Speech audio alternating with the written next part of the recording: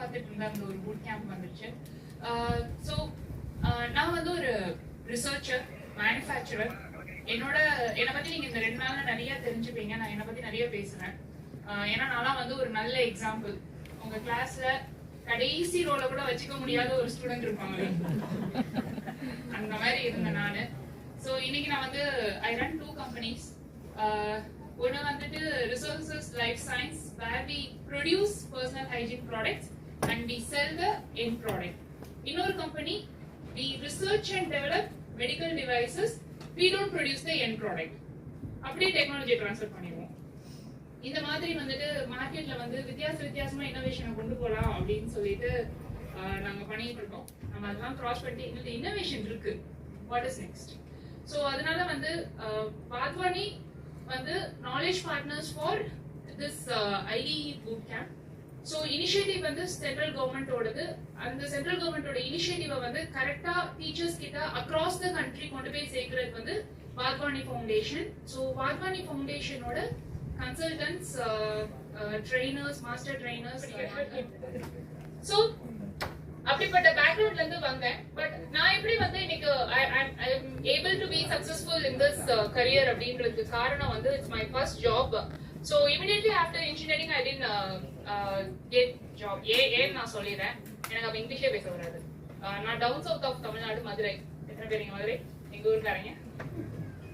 அதே எங்க அப்பா மதுரையில் இருந்து வராங்க.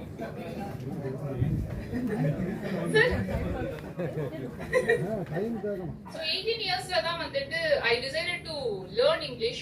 So என்னோட ஸ்போக்கன் இங்கிலீஷ் கிளாஸ் ஸ்டார்ட் ஆனது A says B says C says அப்படின்னு சொல்லிட்டு 18 years 19 yearsல ஆரம்பிச்சது.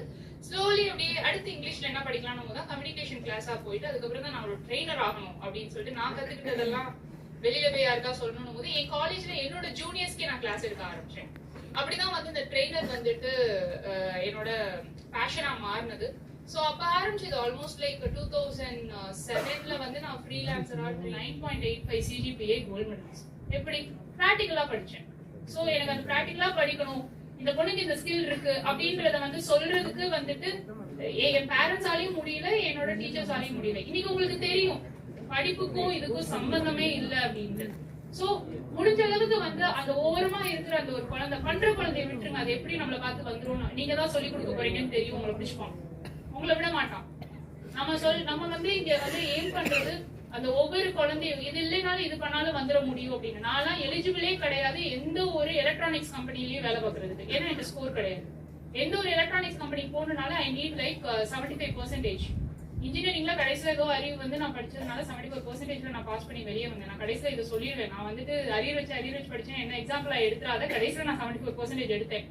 ஏன்னா லாஸ்ட் ஒரு 2 செமஸ்டருக்கு நிறைய மேனேஜ்மெண்ட் பேப்பர்ஸ் இருந்தது, அதெல்லாம் வச்சு ஏதோ மேக்கப் பண்ணி வந்தாச்சு. ஓரளவுக்கு லாஸ்ட் ஃபியூ செமஸ்டர்ஸ் அறிவு வந்து இங்கிலீஷும் தெரிஞ்சதுனால கொஞ்சம் படிச்சு வந்துட்டோம்.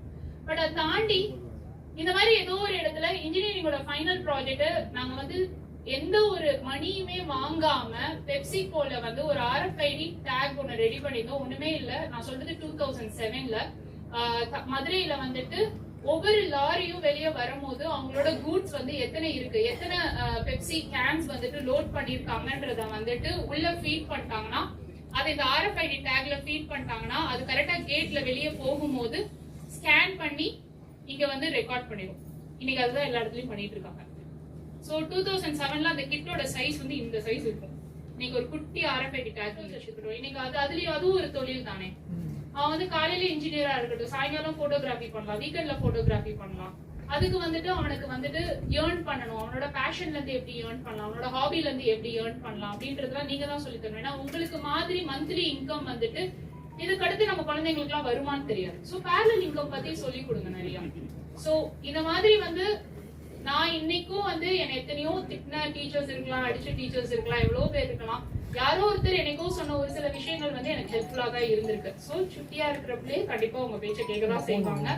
சொல்ற மாதிரி சொல்லுங்க, கண்டிப்பா கேட்பாங்க. சோ வேற எதுவும்